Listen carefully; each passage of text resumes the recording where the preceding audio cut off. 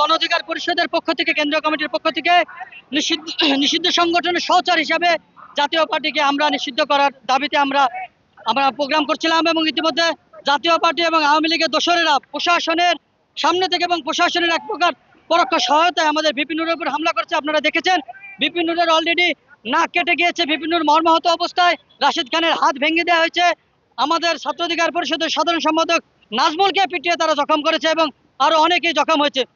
এবং আমি বলতে চাই যে ভিপি নুর আন্দোলনের প্রধান সারথি হওয়ার পরেও যদি বর্তমানে অন্তর্বর্তীকালীন সরকার ক্ষমতা থাকার পরেও যদি ভিপি নুর মার খেয়ে নাক কেটে যদি রক্তাক্ত হয়, তাহলে বাংলাদেশের আপামর 16 কোটি জনগণ আজ হুমকির মুখে।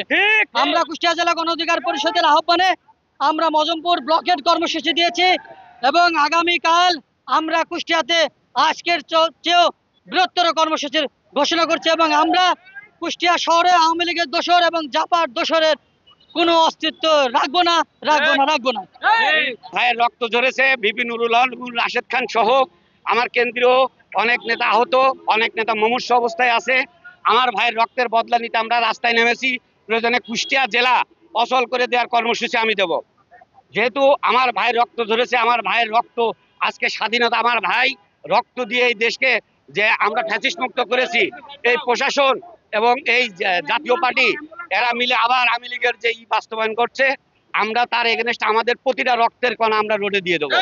তারপরেও আমরা এই কুষ্টিয়াকে অচল করবো। এইভাবে বাংলাদেশ প্রত্যেকটা জেলা কালকে অচল হয়ে যাবে।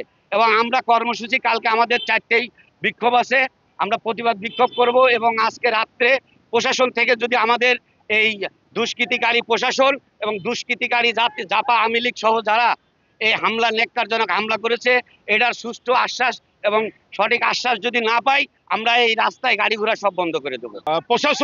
প্রশাসন ভিপি নুরুল শান্তিপূর্ণ একটা প্রোগ্রাম করছিল আমাদের পার্টি অফিসে, সেখানে তাকে হত্যা করার উদ্দেশ্যে হামলা করেছে। এখন সে মেডিকেল আছে, জরুরি অবস্থায় সে ট্রিটমেন্ট নিচ্ছে। আমরা এই রোডে দাঁড়িয়ে আছি, আমরা এই খুলনায় বিভাগ অচল করে দেব। কারণ আমাদের ভিপি নুর আমাদের ভালোবাসার মানুষ, আমাদের নেতা আজকে আহত হয়েছেন। আমরা কুষ্টিয়ায় শুধু না, সারা বাংলাদেশ কালকের মধ্যে আমরা অচল করে দেব। এই প্রশাসন যদি জাপা এবং কাউকে এই যারা দালালদের যদি না গ্রেপ্তার করতে পারে, আমরা সারা বাংলাদেশ অচল করে দেবো এই গণ অধিকার পরিষদ। কারণ আমার প্রান্ত নেতা গণ অধিকার চেয়ারম্যান ভিপি নূরকে তারা আমাদের সর্বোচ্চ জায়গায় আঘাত করেছে।